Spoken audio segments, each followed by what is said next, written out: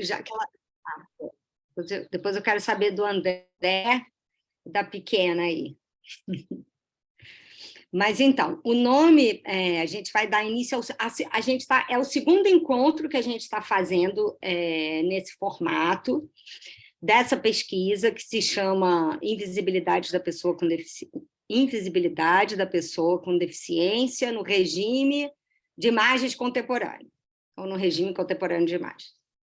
É um nomezão, assim, né? E é uma pesquisa que teve início agora, em outubro, novembro de 2022, e a gente, antes de...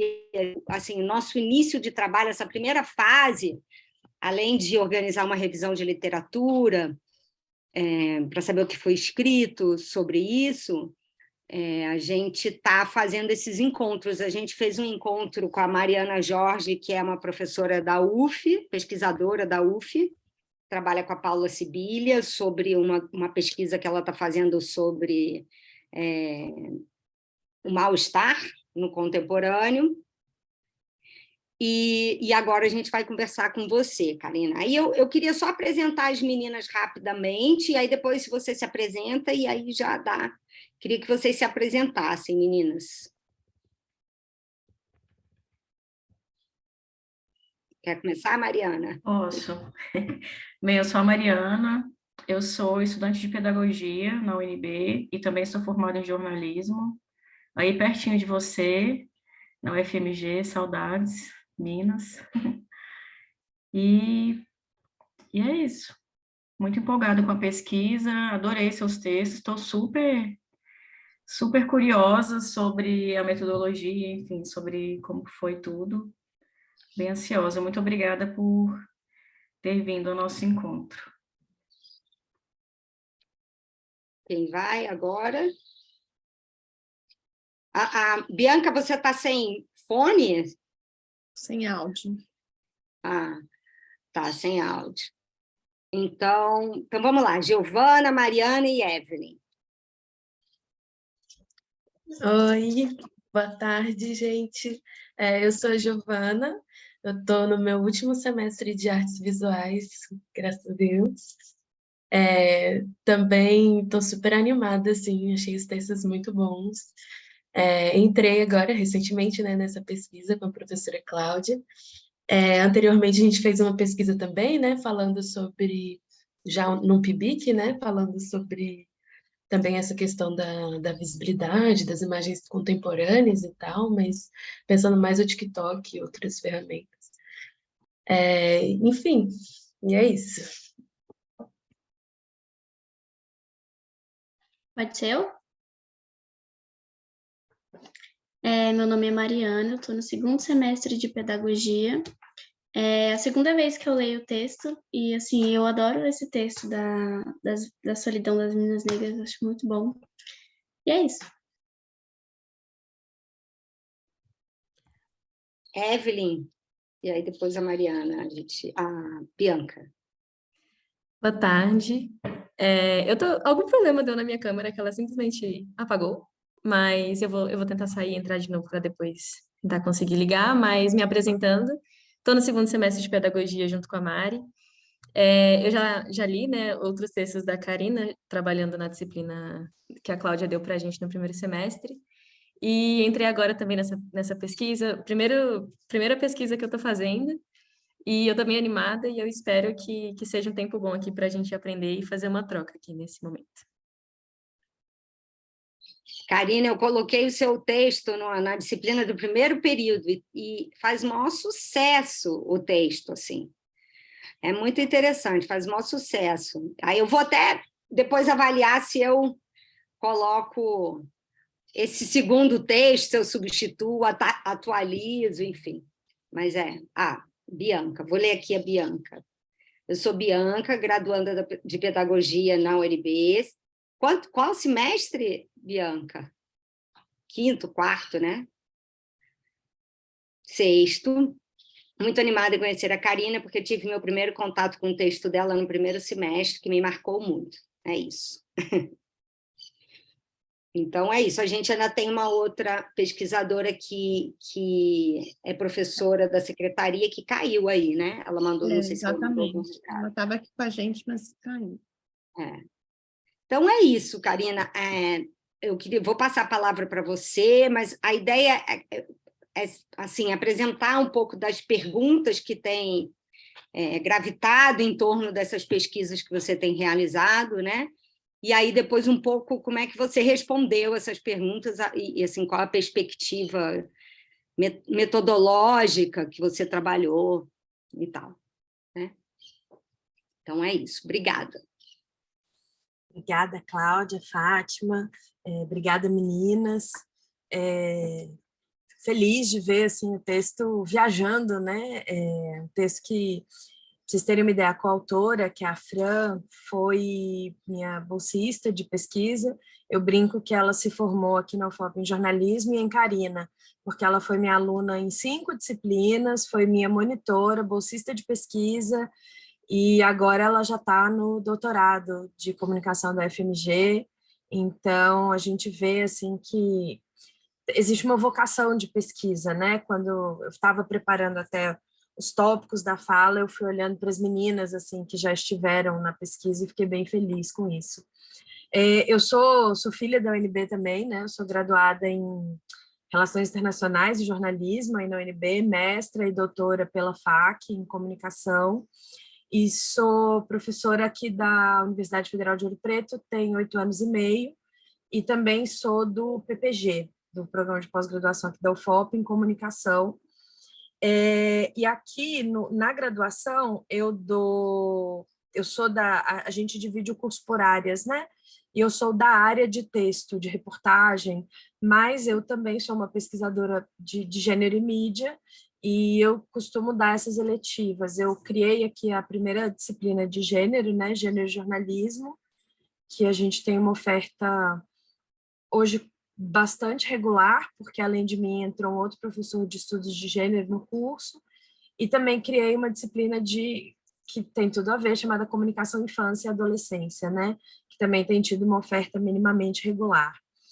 E essa pesquisa, eu vou falar dela, mas antes eu vou começar falando de outro lugar, vocês vão entender onde eu vou chegar. Eu brinco não, na verdade isso está em textos, está nos meus projetos aqui, até para o PPG, que a maternidade produziu um rasgo em mim, né? Um rasgo, não só um rasgo literal, mas um rasgo subjetivo. Não acho que tenha que produzir em ninguém, que seja sempre assim, que seja uma regra, mas em mim foi assim, né? E logo nos primeiros anos de Cecília, quando ela começou a ver TV ou filmes, eu sempre assistia com ela. Isso sempre foi uma atividade minha com ela, porque eu sou uma pesquisadora de audiovisual, porque eu sempre adorei animações e sempre assisti a produtos com ela. E foi acontecendo uma coisa que eu estava vendo a minha filha vendo audiovisual, eu estava vendo com a minha filha. E esse processo duplo, ele foi gerando em mim, porque eu sou esta pesquisadora de gênero e mídia, uma inquietação, e essa inquietação foi gestando uma pesquisa. Esse processo de eu ver a minha filha ver desenho e eu ver desenho com a minha filha. E eu comecei a me inquietar muito com o modo como a ideia, o imaginário de menina era construído e representado no audiovisual infantil. Então, eu olhava para aquilo e falava, tá, mas o que é uma menina para os desenhos animados que passam nesses canais? E aí eu fui formulando aos poucos um projeto de pesquisa. Esse foi o meu projeto de pesquisa de entrada no PPG, foi um projeto que eu desenvolvi primordialmente durante 4 anos, né? Se chama Quem é essa menina? É uma tradução da música da Madonna, né? Who's That Girl? E onde eu buscava entender representações imaginárias de meninas no audiovisual. E essa pesquisa, ela foi passando por foi percorrendo caminhos, né? Porque a pergunta, ela tem essa pergunta geral e a gente foi respondendo ao longo do tempo as subquestões conectadas a ela. Então, primeiro foi essa primeira pesquisa mais geral, né? Quem é essa menina? Eu digo que foi uma primeira cartografia de um universo, da gente mapear, entender o próprio universo audiovisual infantil com mais detalhamento, televisivo, né? Depois, eu fui para um processo de historicização para entender como é que a gente chega neste panorama dessas meninas da animação audiovisual televisiva contemporânea, né? Então, eu fui olhar para os desenhos dos anos 80 e 90. Depois disso, que é o texto que vocês leram, a gente faz um tensionamento de raça,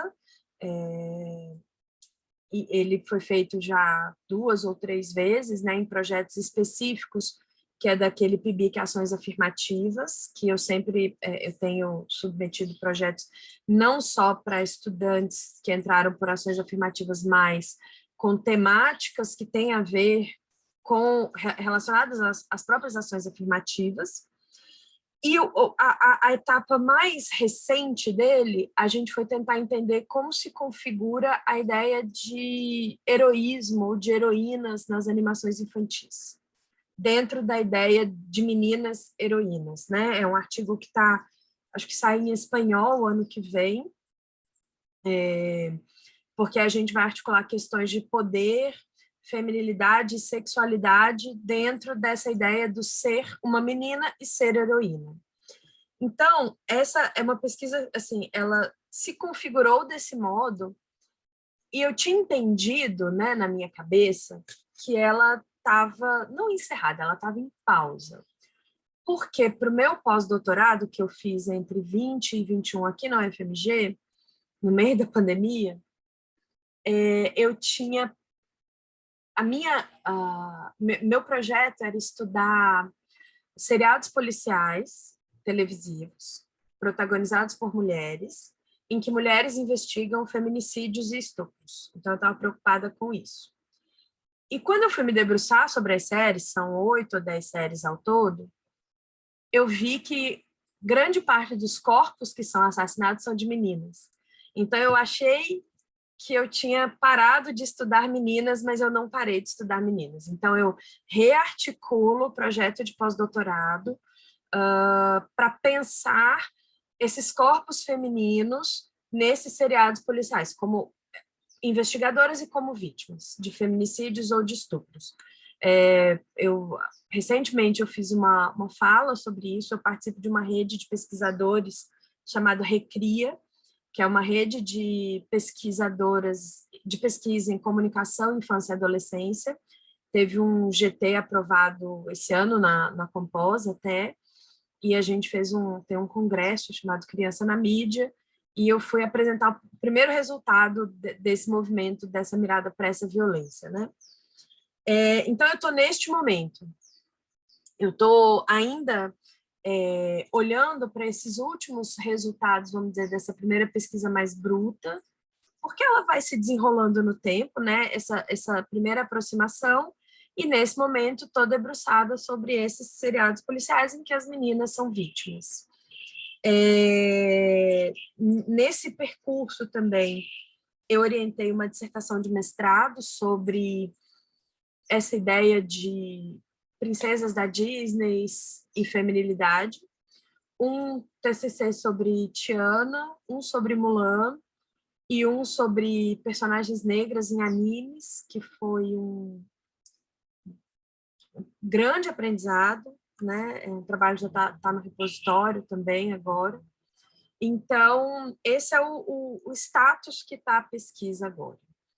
E, ao longo dessa caminhada, tem 3 conceitos muito chaves para mim que eles vêm me acompanhando. O primeiro é o conceito de tecnologia de gênero, que é de uma pesquisadora feminista chamada Teresa de Lauretis.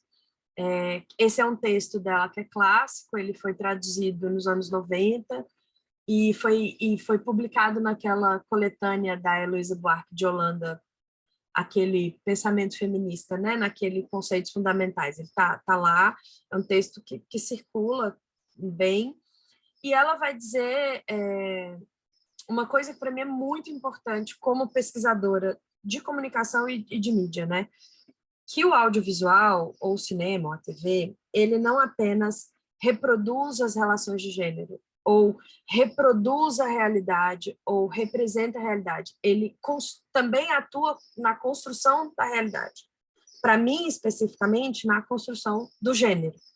Então, quando eu vejo um desenho da Peppa e o corpo da Peppa enuncia "eis aqui uma menina", o audiovisual está atuando na construção da ideia de menina. Como também atua na construção da ideia do que é deficiência, do que é masculinidade, feminilidade, né, sexualidade.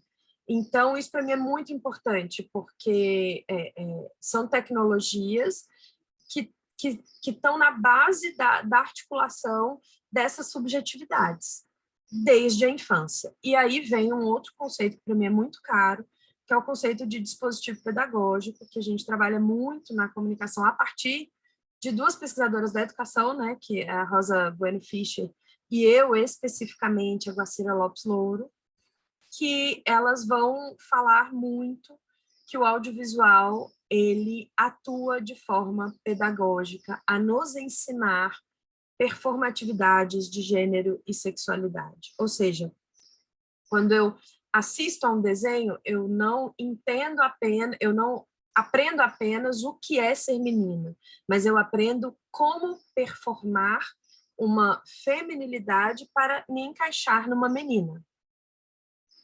E isso tem inclusões e exclusões, que vão configurar o que eu tenho chamado, a partir especialmente da Isabel Capello-Gil, e em diálogo com a Judith Butler, de regimes de visibilidade, ou seja, os regimes que dão a ver certas performatividades e deixam outras fora do quadro, interditam outras, marginalizam outras, excluem outras. Então, ser menina é ser branca, cis, heteronormativa. Isso é uma conclusão que a pesquisa trouxe, né, ao longo desses anos. E essa construção de feminilidade, ela se dá tanto narrativamente, ou seja, dentro da trama das histórias, dos desenhos, mas também visualmente, especialmente com marcas nos corpos, vestido, cabelo longo, maquiagem, cílios, lábios pintados, como por certas características que as personagens vão portar ou ter dentro dos desenhos, né? E, ao mesmo tempo, outras marcas, outros signos, tipo, meninas são associadas com unicórnios, flores, arco-íris, corações, estrelas, enquanto meninos são associados com dinossauros, carros, trens, aventuras, ferrovias, e isso a gente foi observando mesmo quantitativamente ao longo dos anos. Então, e aí eu já passo para quase um primeiro gesto metodológico, né? Como é que eu olho para esses desenhos? E isso vem desde da minha graduação, da minha formação, essa compreensão de que o audiovisual ele tem especificidades, a especificidade dele está na linguagem. Então, eu posso olhar para o audiovisual a partir de uma perspectiva narrativa, ou discursiva, ou de qualquer perspectiva, né? Porque a pesquisadora é livre para olhar de onde ele quer.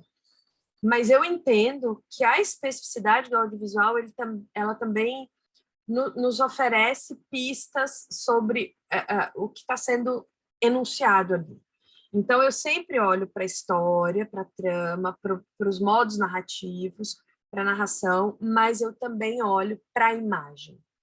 Então, o que é isso? Movimentos de câmera, enquadramento, iluminação, depende muito do objeto. Então, quando a gente estava olhando esses desenhos, os primeiros desenhos, que eram desenhos voltados para uma faixa etária de até 6 anos, a primeira coisa que eu percebi é que é uma linguagem muito transparente, ou seja, ela não se mostra como linguagem, você não tem é um enquadramento tradicional, é um planinho muito, muito... Vamos pensar na Peppa, né? A Peppa não tem muitas grandes inovações visuais, né? Então, era bem, bem simples. Quando a gente vai tensionando para outros movimentos na pesquisa, a gente já vê outras coisas. Nessa pesquisa sobre as heroínas, por exemplo, a gente percebeu que toda vez que as meninas vão se transformar em heroínas, a câmera vai percorrer o corpo delas, tipo seios, cinturas, quadril. E isso não é narrativo, isso é só imagético. Então, são gestos metodológicos que vão nos guiando nessa pesquisa. Então, a gente sempre alia esse olhar da narrativa com a materialidade do audiovisual, com a linguagem mesmo. E por conta da minha, vamos dizer assim, da minha filiação, né, numa perspectiva culturalista, vamos dizer assim, eu tendo, em muitos momentos, também a lançar um olhar sobre a relação dessa materialidade com o contexto, onde ela circula, a quem ela endereça, né, esses contextos de circulação e produção. Eu não estudo muito produção, por exemplo, as equipes que estão por trás, quem desenvolve os produtos, as cadeias produtivas do audiovisual, eu não foco muito nisso. Eu foco muito em contextos de circulação e materialidade dos produtos. Não sei se eu trouxe para vocês verem. A gente é uma coisa bem simples, mas para vocês entenderem.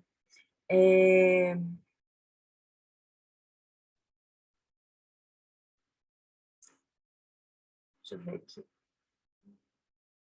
Deixa eu apresentar. Peraí. Eu não sei compartilhar no Zoom. Ah, achei. Tá. Bem grande aqui, peraí. Apresentar. Peraí. Ai, mas aí eu não vejo vocês. Peraí. Ela já permitiu, Fátima? Ah, tá. Aqui eu vou compartilhar e aí eu apresento, é mais fácil. Deixa eu ver. Vocês estão vendo? Está entrando, ainda não entrou, mas está quase. Está preto ainda a tela. Ah, pronto, estou vendo vocês. Vocês estão vendo um posterzinho? Ainda não, ela ainda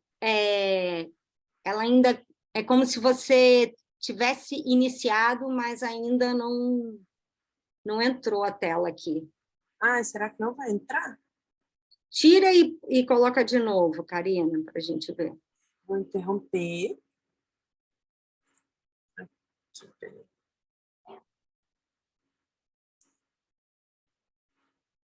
Peraí, agora, gente, o Mac às vezes faz essas coisas aqui. Tirei, tá interrompido, né? Vou tentar de novo. Essa aqui. Compartilhar. Foi? Não. Não, né? Será que é alguma coisa na hora de você compartilhar? Ele pergunta alguma coisa? Não, tá indo direto. Para mim tá aparecendo aqui até compartilhado, bem grandão. Quer mandar por e-mail para a gente? Que aí a gente tenta. Peraí, pronto. Vou baixar aqui, que aí eu acho que fica até mais fácil. É uma coisa, vocês vão ver? Baixar.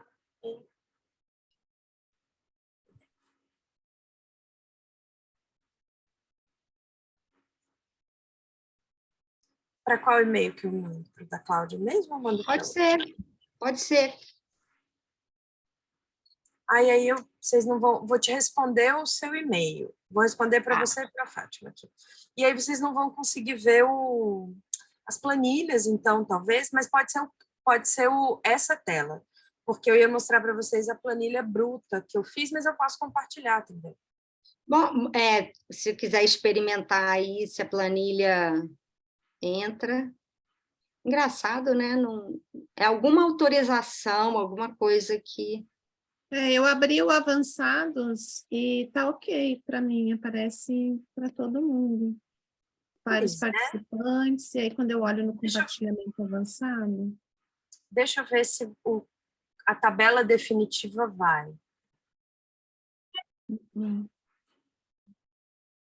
Não? Eu não estou vendo, que eu fui pegar aqui o que você me mandou. Não. Caraca. Bota ela de host, Fátima, de co-anfitrião, de repente, para ver se muda alguma coisa. Sou meio analfabeta de Zoom, viu, gente? Porque aqui na UFOP é Meet e... Ah, Não, para nós também, é que o nosso Meet é muito ruim. Ah, tá. O daqui por enquanto, Deus Karina, sabe. você tá de co-host, vê se você consegue agora. Deixa eu ver se agora vai. Compartilhar.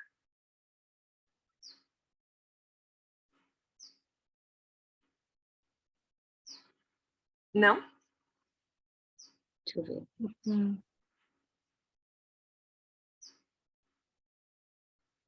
Não. Poxa vida. Mas o seu documento já está aqui, eu já abri. Vamos ver se eu consigo compartilhar. Tá, agora peraí, como é que eu interrompo o compartilhamento? Vocês estão me vendo? Vocês estão vendo minha... Eu estou compartilhando. Peraí. Não estão vendo? Não, tá aparecendo a da Karina ainda, a tela preta da Karina. Ih, então Ela tem tem que alguma... sair, ela tem que tirar. Não, engraçado, para mim está dizendo que está compartilhando também. Vê? Eu acho que o dela deve ter travado, porque a tela dela tá preta também, a fotinha dela. Peraí. Se quiser que eu tente aqui, Claudinha. Eu consegui ver o da Cláudia. Agora apareceu o da Cláudia. Agora foi. Aí Foi? A Karina saiu, né? Podia dar um pause, então, na gravação. Assim, esse aqui foi um infográfico que a gente fez. Esse é desse projeto que vocês leram o artigo, né? Então, a gente começou o mapeamento assim, bom, se eu quero estudar meninas em animações infantis, a primeira pergunta é onde eu vou estudar. Nós mapeamos, então, quais são os canais a cabo considerados infantis hoje. Chegamos a 10 canais. Por que cabo? Porque praticamente não tem mais programação infantil na TV aberta. A gente chegou a 193 animações. Nós pegamos... Como é que a gente fez isso? Pegamos a grade de programação de todos os canais, site por site, fizemos uma mega tabela de canal por canal, animação, e aí a primeira grande descoberta sobre esse universo televisivo infantil. Ele é muito dinâmico, a grade de programação muda muito rápido, eles tiram do ar os desenhos e colocam outros, assim, sem grandes avisos. Inclusive, é constante fruto de frustração infantil, né? Porque você cria lá a rotina da criança de assistir ao desenho em tal horário e, de repente, um belo dia não tem o desenho. Isso aconteceu muitas vezes. E aí, o primeiro choque vem desse começo, né? De 193 animações, só 74 tinham protagonistas femininas. Eu fiz o recorte sempre, apesar de eu dar o exemplo da Peppa, dou o exemplo da Peppa porque ele é muito proeminente e é mais conhecido. Isso também foi uma outra coisa. Eu falo as estudantes porque eu só tive bolsistas mulheres, né? Elas não estavam tão familiarizadas com esse universo. Então, eu sempre usava os exemplos que são mais, vamos dizer assim, mais disseminados, mas a gente só estudou protagonistas humanas, porque eu não queria entrar nessa questão. Eu entendi que eu dava conta da pergunta da pesquisa sem olhar para uma questão antropomórfica, para pensar nessa questão dos animais antropomorfizados e tal. Então, ou seja, 21 protagonistas femininas são animais, ou outras criaturas, né? Não são humanos. E aí, dessas protagonistas humanas, quando a gente fez essa radiografia, vamos dizer assim, 6 eram meninas negras. É um choque, para a gente foi um choque bastante grande, porque o número é muito baixo. Na segunda pesquisa, a gente subiu para 10 animações. Assim, né? Não melhora muito o panorama. E em alguns, a gente também, uma conclusão que está relacionada a essa, é que muitas não são as protagonistas, mas são as melhores amigas das protagonistas brancas, que é um tropo bastante comum no audiovisual, né? Você fazer a representatividade, entre aspas, né? Vamos dizer assim, fazer esse preenchimento de cota com personagens que, na verdade, não têm arcos narrativos significativos, que eles não têm o que a gente chama de protagonismo mesmo no audiovisual. Então, é uma presença-ausência. E isso nos levou a entender, de uma maneira depois mais qualitativa, isso que a gente chama de solidão das meninas negras, né? Que elas estão, mesmo as meninas negras, essas foram as 6 primeiras que apareceram, né? Essas fotinhos aqui, elas estão rodeadas de branquitude, você não constrói relações em torno da raça. E a raça não é discutida nas animações, ela não é uma questão. Então, você é muito desconectado da realidade das meninas negras no mundo. São desenhos que falam de raça, eles trazem o empoderamento, mas é sempre um empoderamento na chave individual, ou seja, esta menina é empoderada, o que, inclusive, vai para um lugar muito diferente do que os feminismos negros tratam como empoderamento, né? Que eles tratam sempre o empoderamento a partir de uma perspectiva coletiva, né? De empoderamento de um grupo, de mulheres, das mulheres negras. E a gente está sempre trabalhando com esta menina empoderada, e não com grupos, e elas não têm uma convivência com outros personagens negros, no máximo a família nuclear. Então, esse resultado do tensionamento. Cláudia, você pode descer? Claro.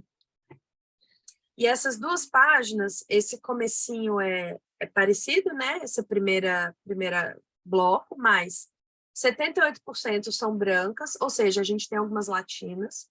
57,1% das meninas ficam em casa. E isso é importante porque eu tenho trabalhado muito com a ideia que é proposta por 2 pesquisadoras dos estudos culturais anglo-saxões, que é a ideia de narrativas de confinamento, que a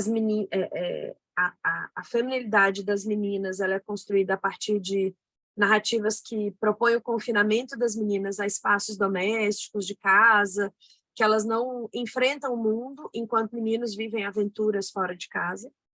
Acho até que é um número alto das que não ficam, mas a maioria ainda fica. 78,6% são meninas comuns no sentido de não são super-heroínas, não são vilãs, não são mágicas, elas não têm características extra ou sobre-humanas, né?